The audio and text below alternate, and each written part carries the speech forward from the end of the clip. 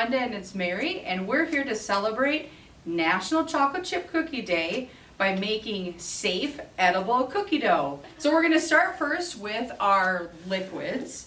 Whenever you cook, you wanna be sure that you follow the recipe, and our recipe shows us that we need to do our liquids first. So we're going to start with 1 cup of butter softened, which I've already done. So we're gonna pour that right into the bowl. One of the tips I've learned with butter is that if your butter is too warm, it actually can pre-cook some of your ingredients. So you want to be sure that your butter, when you soften it, comes up, kind of cools down at room temperature before you add it in, and it can actually affect the overall flavor of your cookies. Next, I'm going to add our milk, which we need 1/4 cup of milk. If your kids are struggling with fractions, cooking is a great way to introduce fractions that can make it fun and give them something tangible when learning fractions. Next, we need a little bit of vanilla extract. For this recipe, you need 1 teaspoon. So we're creaming together our liquids.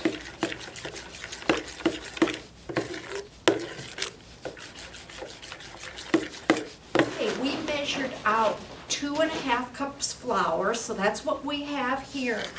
You need to make sure to look at the numbers on your measuring cups and spoons so that you know what you're doing. Then it calls for 3/4 cups brown sugar. So this is 1/4 cup. It says 1/4 on the spoon. Let's add 3 of those in, because that would be 3/4 cups. So there's 1,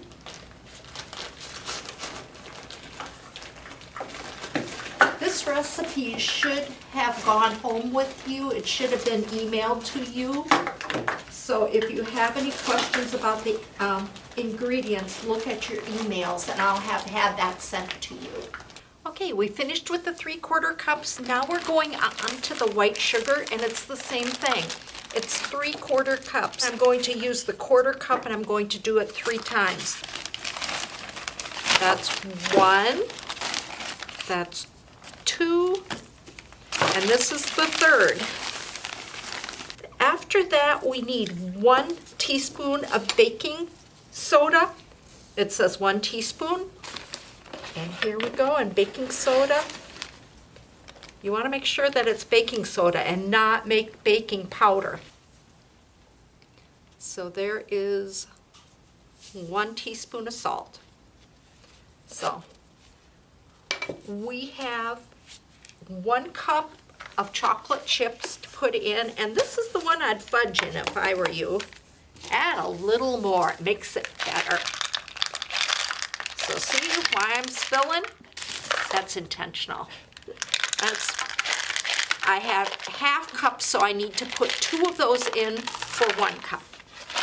So that is your 1 cup of chocolate chips. All right, guys, now we have our wet ingredients and our dry ingredients, and now's the fun part. We mix it all together. There it goes. We get out that spoon.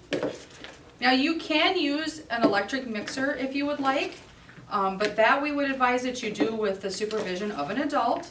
So just to demonstrate for safety measures, we're doing it with a spoon. If you think it might look dry, just stick your hands in there and you'll see that it comes together like Play-Doh. If it is dry, Glenda, what should you do? You could add a little extra milk. You could add extra butter, but I would recommend adding a little extra milk. Or if you're out of milk, you could add a little extra vegetable oil. Okay, now we're so close to eating this. Oh, but wait, watch this, guys. Watch this. All right. You can never have enough chocolate chips. Never. And if I was at home, I would probably even add some peanut butter to this. Oh, that would be good. For those of you who like nuts, you could add nuts to it. You could even add some coconut. All right, you guys ready? Here's the fun part. We're gonna put this right on some parchment paper or some wax paper. And because there's no eggs in here, which maybe you guys can guess, use your brains, think, why Could we not eat this if there was eggs in there? Anybody know? Mary, do you want to tell us? Do you know? Salmonella would be my guess. Yep, that's right. In order to not have salmonella poisoning, we want to be able to cook the eggs. So that's why this is a safe, edible cookie dough. And guess who's gonna try it first? Mary's gonna try it first. She loves cookie dough. This is not my favorite, better but than cooking. I'll try it. I'll eat it. It is good. And I hope my size was bigger than Glenda's. This is my portion, and this is Glenda's. We'll share it with the other librarians. But guys, be sure to take pictures for us of you making, or show us your final result. And just a reminder, if you're teen or tween, your recipe will be emailed to you. And kids, your recipe will be on Library Aware on our Facebook page at HBL Kids Corner. Have fun. Again, send us pictures or even send us a video clip.